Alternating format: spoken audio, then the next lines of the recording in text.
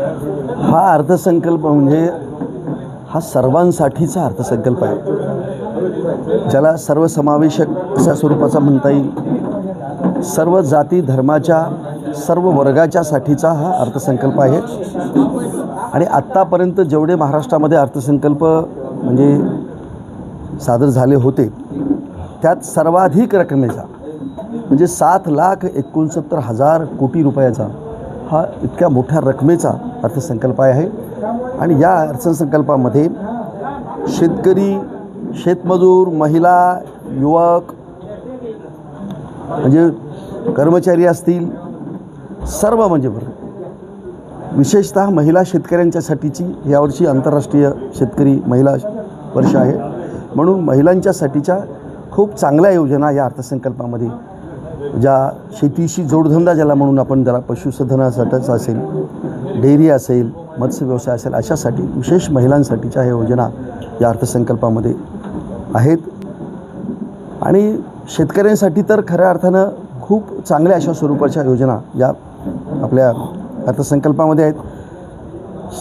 2 लाखापर्यंतची शेतकऱ्यांना कर्जमाफीची घोषणा याच्यात केलेली आहे।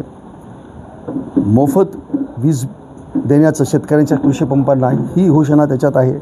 विशेष म्हणजे शेतकऱ्यांच्यासाठी ज्या गोष्टी लागतात ती वीज, पाणी, वीज तर मोफत दिलेली आहे, त्याच्यासाठी फार मोठ्या प्रमाणावरती सौरवरती म्हणजे मोठ्या प्रमाणात महाराष्ट्रामध्ये 16,000 मेगावॅट वीज निर्माण करण्याचं उद्दिष्ट ठेवून हे वीज एवढी जी निर्माण केली जाणारी आहे ती शेतकऱ्यांच्यासाठी त्यातला मोठा वाटा आहे।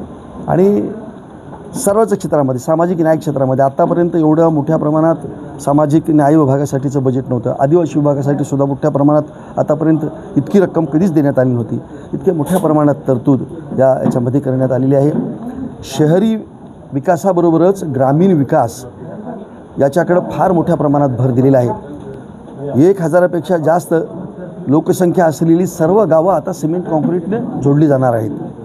म्हणजे शहरात तर सांगितलं तुम्हाला, म्हणजे शहरात तर फार मोठ्या प्रमाणात मेट्रोचं जाळं निर्माण केलं जातं आहे। शहरातमध्ये अनेक प्रकारच्या वेगवेगळ्या प्रकारच्या झोपडपट्टी विकासाची योजना असेल, तिथं तुम्हाला पंतप्रधान आवास योजना असून घरं देण्याची योजना असेल, की ह्या सगळ्या योजनांच्यासाठी मोठ्या प्रमाणात तरतूद करून महाराष्ट्रातला प्रत्येक अगदी शेवटचा माणूस या अर्थसंकल्पामध्ये अंत्योदयाची संकल्पना मांडलेली आहे। आणि अंत्योदय म्हणजे जो शेवटचा, या महाराष्ट्रातला शेवटचा माणूस त्याच्यासाठीचा हा अर्थसंकल्प आहे। आणि त्याचा डोळ्यासमोर ठेवून अर्थसंकल्प हा सादर करण्यात आलेला आहे।